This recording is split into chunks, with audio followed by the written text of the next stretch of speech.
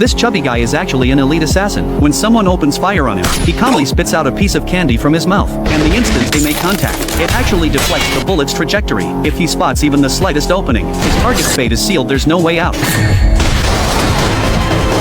But this is just the tip of the iceberg when it comes to his abilities. Back in his prime, James turned bullets into musical notes. Terrifying criminal organizations? He could take them down with a flick of his wrist. Then one day, everything changed when he ran into this cute girl working at a store. He announced his retirement, got married, had a kid, and then, well, he put on some weight. Now he runs a supermarket, but he's still scary good at what he does. One day, an elementary school kid is about to pick something up when a bottle of ink suddenly tumbles out of his backpack, splattering all over a customer walking toward him. The guy loses it and is about to teach the kid a lesson when James grabs his arm and in his mind's eye drives a ballpoint pen straight through the man's throat. Of course, that's just what James imagined, but a blonde dude nearby sees right through what James was thinking because he's got this superpower that lets him read minds. The second Adam realizes what James was picturing, he sees himself getting knocked out cold with one punch. Freaked out, he quickly explains who he is. Turns out he used to work under James and came here hoping to bring his old boss back into the game. In the assassin world, James is basically a legend, but seeing him like this, all domesticated and heavy set, is hard to swallow. James, though, just wants to chill now that he's got a family. Adam tries to convince him otherwise, but before his cigarette is even lit, the thing gets sliced clean in half. James points his little knife at the no smoking sign nearby.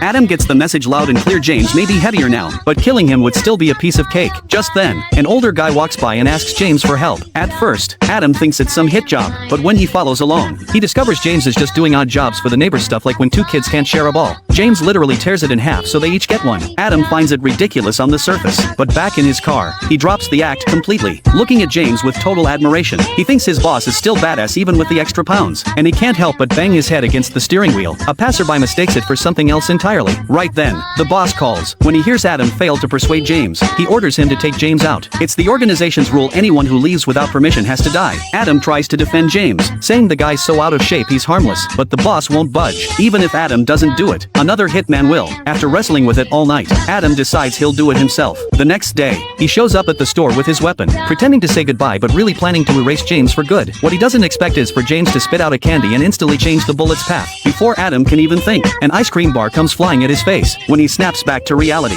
James has vanished. Worse, his mind-reading ability isn't picking up anything. James, meanwhile, is completely unfazed. He loads a candy onto a rubber band, pulls it tight, and waits for the perfect moment. At the critical second, Adam's instincts kick in and he dodges. While Adam's adjusting, James slips behind him and delivers a devastating kick to the head, knocking him out cold. When Adam comes to, he finds himself lying in a bed, looking at James's wife and daughter. The family has prepared a big dinner for him. Adam's afraid to eat, thinking it might be poisoned, but once he does, he finally understands why his old boss left the organization to protect the simple,